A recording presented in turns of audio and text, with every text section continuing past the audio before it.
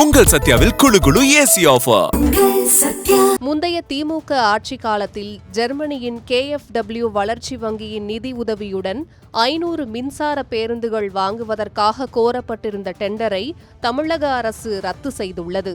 அதற்கு பதிலாக தனியார் நிறுவனங்கள் பேருந்துகளை வாங்கி இயக்கும் GCC எனப்படும் மொத்த செலவு ஒப்பந்த முறையை நடைமுறைப்படுத்த அரசு முடிவு செய்துள்ளது.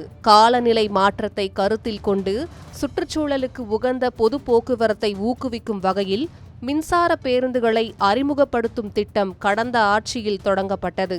டீசல் பேருந்துகளை விட குறைந்த இயக்க செலவு மற்றும் மாசுபாடு இல்லாத போக்குவரத்து வசதி என்பதால் 500 புதிய மின்சார பேருந்துகளை வாங்க திட்டமிட்டு டெண்டர் வெளியிடப்பட்டது. ஆனால் போக்குவரத்து கழகங்களின் தற்போதைய நிதிநிலை காரணமாக இந்த திட்டத்தை நேரடியாக செயல்படுத்துவது சாத்தியமற்றதாக அரசு கருதுகிறது. பேருந்துகளை வாங்குதல், ஓட்டுநர்கள் மற்றும் நடத்துனர்களை நியமித்தல், பராமரிப்பு செலவுகளை ஏற்றுக்கொள்ளுதல் ஆகியவை பெரும் நிதிச்சுமையை ஏற்படுத்தும் என அதிகாரிகள் தெரிவித்துள்ளனர். இதன் காரணமாக டெண்டரை ரத்து செய்ய KfW வங்கியிடம் அனுமதி கோரப்பட்ட நிலையில் கடந்த ஜூன் 18ஆம் தேதி அதற்கான ஒப்புதல் கிடைத்ததாக தகவல் வெளியாகியுள்ளது. தற்போது GCC முறைக்கு மாறுவதற்கு வங்கியின் இறுதி அனுமதியை தமிழக அரசு எதிர்பார்த்து வருகிறது.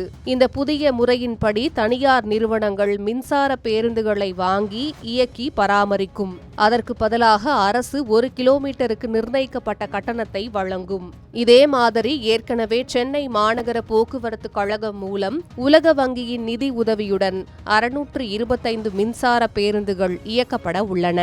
இந்த மாற்றம் மூலம் அரசின் முதலீட்டு சுமை குறைவதுடன் நவீன மின்சார பேருந்துகளை விரைவாக பொதுமக்கள் பயன்பாட்டிற்கு கொண்டுவர முடியும் என போக்குவரத்து துறை அதிகாரிகள் நம்பிக்கை தெரிவித்துள்ளனர்.